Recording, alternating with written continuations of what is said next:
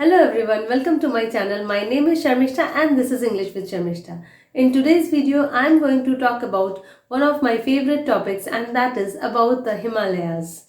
The mountains, the green ones and the blue ones, entice me with their heavenly beauty. Their memory makes me feel cool even if I am in the midst of a tropical summer afternoon.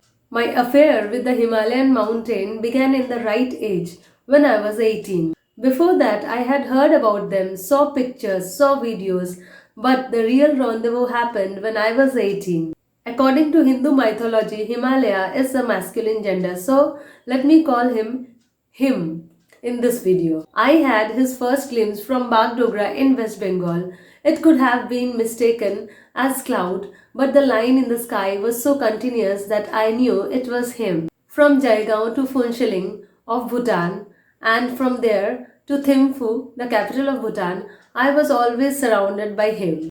I fell deeply in love with the Himalayas, never to get out of it. From then on, it became a ritual to visit the Himalayas whenever possible.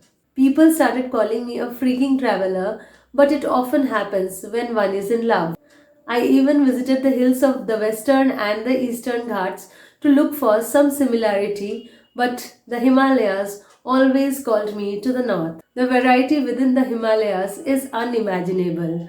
It is hard to believe that the brown deserts of Leh and Ladakh, as well as the lush greenery of Sikkim, belong to the same mountains. The trees, mountains, and rivers of Shimla are completely different from those of Sangla. If one travels in a vehicle from Shimla to Sangla, one can easily observe the differences happening in the mountain structures and the trees altogether. The people living in the Himalayas are so much a part of him that you cannot tear them off and separate them from him, and it is much more difficult to belong to him.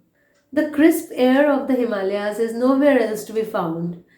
After reaching there, you can close your eyes and inhale the scent of its soil, rocks, rivers, fruits, and flowers all together. One can understand that one is with him even if one closes his or her eyes. It is a romance which starts from whichever way is convenient. Sometimes it starts with Jammu, sometimes with New Jalpaiguri, sometimes with Haridwar, sometimes with Dehradun. It can start from wherever you want.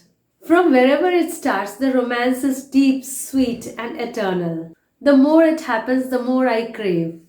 One of the biggest joys of being in the Himalayas is like there seems to be no end of its length and breadth.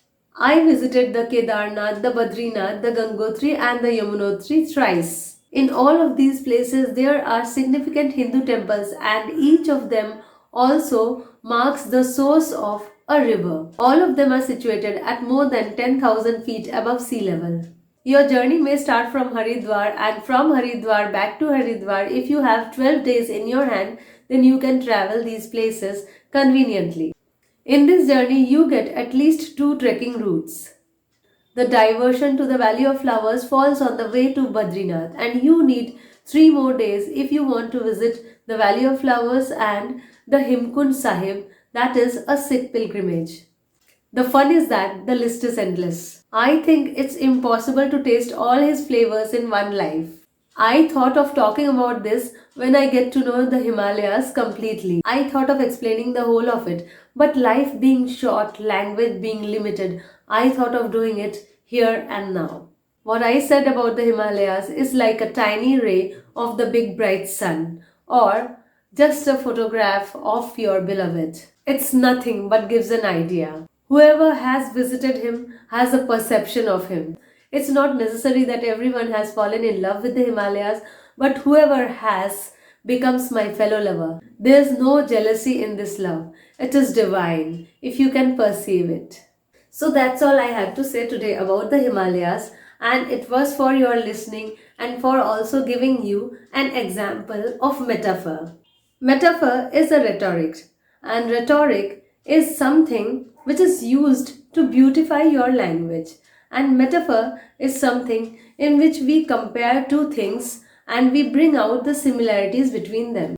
Like whatever I said just now about the Himalayas, I have brought some similarities between the Himalayas and a human lover.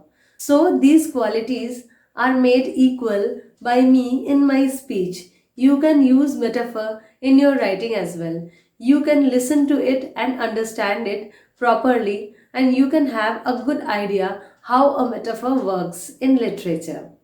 If you keep reading good books, you will find metaphors often. So keep reading, keep listening, and do improve your English in every way. That's all for my video today. I hope you liked it, and if you liked it, do like and share, and do subscribe to my channel if you haven't already. Bye for today.